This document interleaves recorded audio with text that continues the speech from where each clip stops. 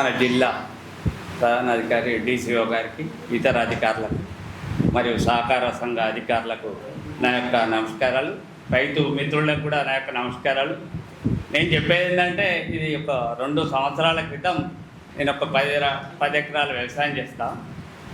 నేను 1 ఎకరం డెమోగా చేసిన బాలాజీ గారి సహకారంతో. సార్ ఏం చేసిందంటే, నార్మలీ మన హైబ్రిడ్ సీడ్ ఏదైతే ఇట్లా ఒడ్డు పెట్టి అందులోనే ఒక లైట్గా పెట్టి బేసిక్ కాంచి DAP కానీ నానో యూరియా కానీ, నానో యూరియా స్ప్రే చేసిన, DAP మాత్రం వాటర్లా చుట్టూ చల్లిన. అయితే ఇది కొత్తగా వేసినప్పుడు నేను కూడా అధైర్యపడ్డా. నాకు కూడా పెట్టుబడి తగ్గుతుంది, మరి ఇతర రైతులకు ఎవరు చెప్పినా వాళ్ళు ఒక హాస్యాస్పదంగానే మాట్లాడారు. సరే, నేను సార్ సహకారంతో ఒక్కసారి చూడంటే నేను కూడా కొంత సీడ్ చేస్తుండే ఆర్గనైజర్గా. నేను కూడా కొంచెం కొత్తగా పోవాలనేది కూడా చూసి 1 ఎకరం చేసిన. తేడా ఏంటంటే కొంత గ్రీనిష్లో తేడా. ఎకరానికి మనం యూరియా చల్లిన దానికి ఇడ్లీకి పరంగా చివరికి వస్తే మాత్రం సేమ్ ఏం తేడా కనిపించదు.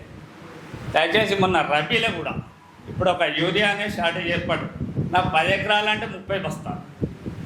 నేను ఈరోజు 24 బస్తాలతోనే చేయడం జరిగింది. ఎట్లా అంటే ఈ మధ్యలో నేను నానో యూరియాతోని స్ప్రే చేయడం వల్ల ఈ మధ్యకాలాన్ని నేను ఎక్స్టెండ్ చేసుకోగలను. దయచేసి రైతు మిత్రులు కూడా ఆందోళన చెందకుండా నానో యూరియాను స్ప్రే చేసుకోండి. ఈ కాలాన్ని మనం పొడిగించుకున్న వాళ్ళమైతే సేమ్ గ్రీనిష్ ఉంటుంది, కర్ర మంచిగా ఉంటుంది, మనకు డిసీజులు కూడా తట్టుకుంటాం. అందరిని పాటించవలసింది. Thank you sir.